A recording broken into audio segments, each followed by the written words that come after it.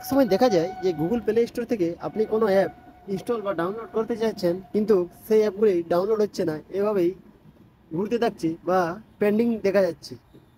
তো সেই সমস্যা থেকে কিভাবে আপনি বের হবেন, তো তার জন্য আজকের ভিডিওটি আপনি মনোযোগ সহকারে দেখুন।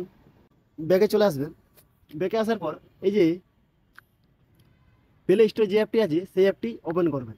ওপেন করার পর এখানে এই যে প্রোফাইলের যে চিহ্নটি দেখতে পাচ্ছেন, এখানে ওপর একবার ক্লিক করবেন।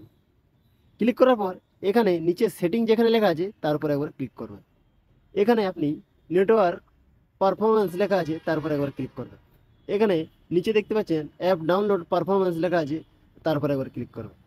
এখানে দেখতে পাচ্ছেন ওভার ওয়াইফাই অনলি, এর মানে হচ্ছে যে আপনি ওয়াইফাই দিয়েই আপনি অ্যাপ ইনস্টল বা ডাউনলোড করতে পারবেন।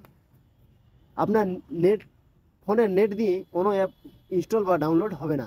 তো আপনি যদি চান যে আপনার ফোনের নেট দিয়ে আপনি ডাউনলোড বা ইনস্টল করতে চান, তো তার জন্য এখানের উপর ক্লিক করবেন, ওভার এনি নেটওয়ার্ক।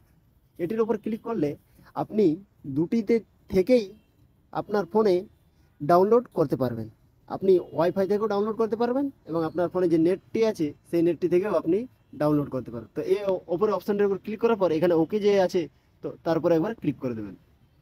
এখান থেকে আপনি বেরিয়ে আসবেন। এরপরেও যদি আপনার প্লে স্টোর থেকে ডাউনলোড হচ্ছে না, তার জন্য কি করবেন, সেটিংয়ে চলে আসবেন।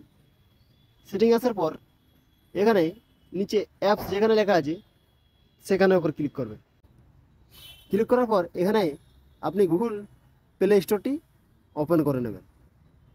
তো চলুন আমি এখানে গুগল প্লে স্টোরটি, এই যে গুগল প্লে স্টোর যেটি আছে সেটি একবার ক্লিক করবেন।